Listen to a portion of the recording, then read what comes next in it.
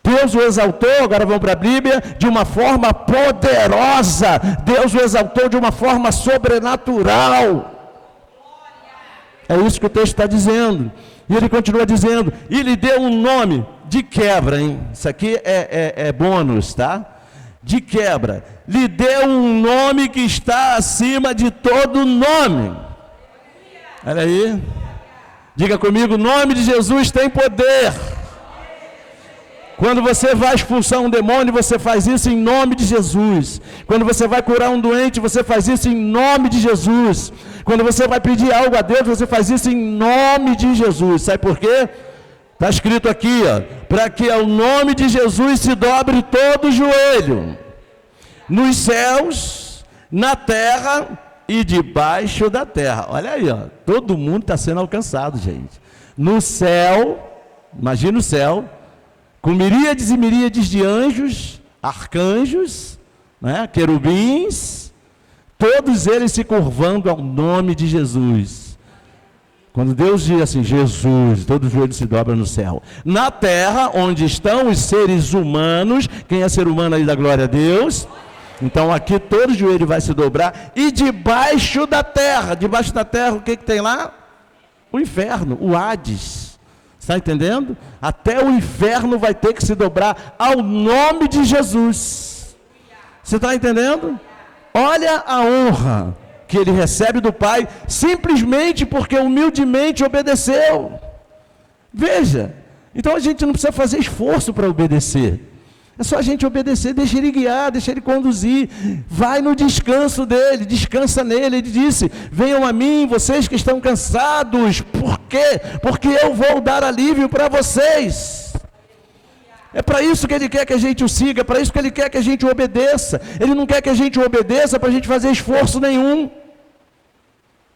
Todo esforço que você fizer, você acaba de entrar na carne. Mas quando você descansa nele, você está no Espírito. Amém? A lei que está sobre você agora, não é lei para condenar, não é lei para te exaurir, é lei para te dar vida, é lei do Espírito e da vida em Cristo Jesus. E quando você vai lá no texto bíblico ler esse texto que fala Espírito da vida, você vai ver que o E está em maiúsculo, e todo o E maiúsculo está falando do Espírito de Deus. Então você está na lei do Espírito Santo e da vida, a lei que te dá vida, que não te condena, a lei que te absolve, a lei que te protege, a lei que cuida de você. Você está entendendo? Glória a Deus. Mas para isso, você precisa estar nessa condição, apenas nessa condição. Apenas deixe Ele te guiar, apenas siga o fluxo de Deus.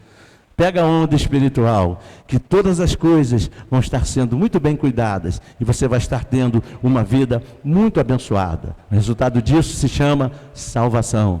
Salvação no contexto mais amplo que você possa imaginar. Não é salvação apenas no contexto de perdão, mas é salvação no contexto de paz, alegria, saúde, prosperidade e vitória sobre todas as coisas. Amém? Você crê nisso? Recebe essa palavra? Então aplauda o nome dele, fique de pé em nome de Jesus. Glória a Deus, aleluia. Louvado seja o nome do Senhor. Glória a Deus, vamos orar, vamos agradecer a Deus. Aleluia. Aleluia. Senhor, meu Deus e meu Pai, em nome de Jesus, nós queremos, Senhor, te agradecer pela tua palavra, mais uma vez, que foi ministrada sobre nós. Senhor, muito obrigado, porque mais uma vez o Senhor edifica a nossa fé, através, Senhor, da tua palavra.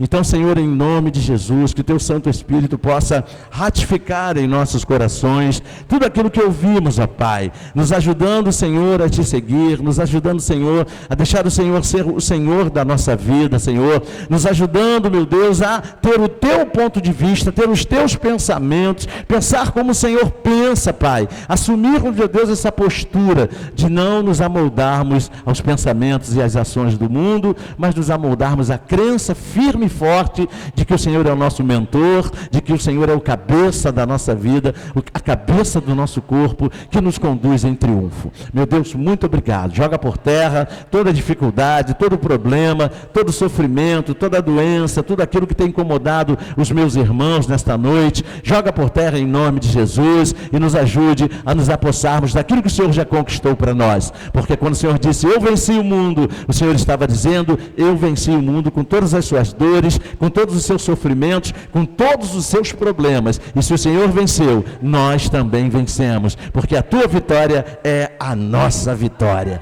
Muito obrigado. Nós te louvamos e te agradecemos pela certeza que o Senhor coloca em nossos corações, e fazemos isso em nome de Jesus, e que todos digam amém. Aplauda o nome dele mais uma vez. Glória a Deus, glória a Deus, aleluia.